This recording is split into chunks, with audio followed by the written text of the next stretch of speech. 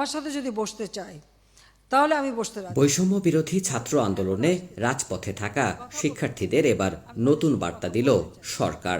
তাদের কথা শুনতে চাই। শনিবার সকালে গণভবনে চিকিৎসক, প্রকৌশলী, সাংবাদিক, আইনজীবী, রাজনীতিবিদ, অর্থনীতিবিদ সহ বিভিন্ন পেশায় সম্পৃক্তদের নিয়ে গঠিত পেশাজীবী সমন্বয় পরিষদের কেন্দ্রীয় নেতারা বৈঠক করতে গেলে সেখান থেকেই একগুচ্ছ নির্দেশনা দেন প্রধানমন্ত্রী। সরকার প্রধান বলেন, সহিংসতা নয়, গণভবনের দরজা সব সময় খোলা।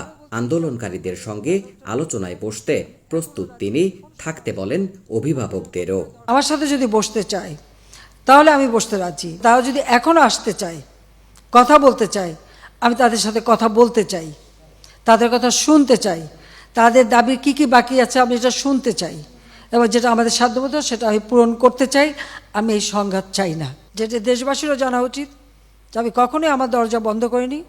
গণভবনের দরজা খোলা। যখনই এই আন্দোলনকারীরা কথা বলতে চায়, আলোচনা করে সমাধান করতে চায়, আমি তাদের সাথে নিজেই বসতে রাজি। আমি আবারও বলছি যে আন্দোলনকারীরা যদি আলোচনা করতে চায়, আমি এখনও রাজি। যে কোনো সময় তারা আসতে পারে, আলোচনা করতে পারে, দরকার হলে তাদের গার্জিয়ানদের নিয়েও আসতে পারে। শেখ হাসিনা জানান, বিশ্ববিদ্যালয়, স্বায়ত্তশাসিত ও সরকারি প্রতিষ্ঠানে প্রস্তাবিত পেনশন স্কিম বাতিল করা হয়েছে।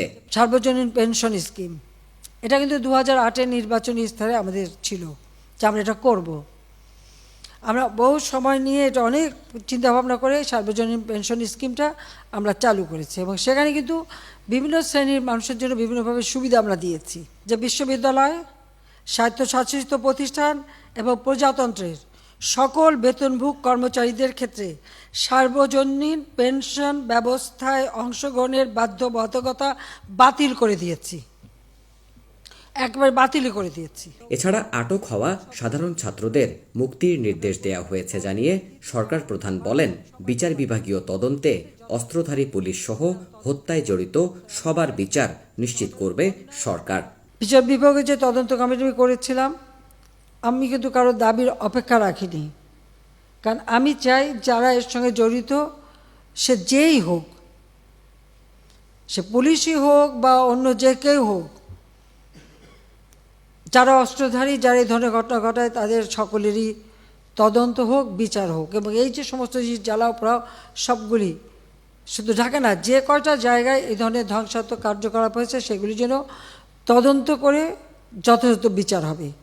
তার জন্য আমি যে জুডিশিয়াল কমিটি করে দিয়েছিলাম, সেটা আরও দুজন নিয়োগ দিয়ে এটাকে 3 সদস্য বিশিষ্ট আমরা করে তাদের কর্মপরিধিটাও বাড়ালাম, সময়টাও বাড়িয়ে দিলাম, যাতে যথাযথভাবে এটা তদন্ত হয়। আমি চাই যে ধরনের অন্যায় বা হত্যাকাণ্ড যারাই ঘটাক, তারা তো আমার দেশের নাগরিক। সে পুলিশ হোক, একটা শিশু হোক, একটা মানুষ হোক, সে সন্ত্রাসী হোক, ডাকাত হোক বা ছাত্র হোক, যাই হোক, এ দেশের নাগরিক।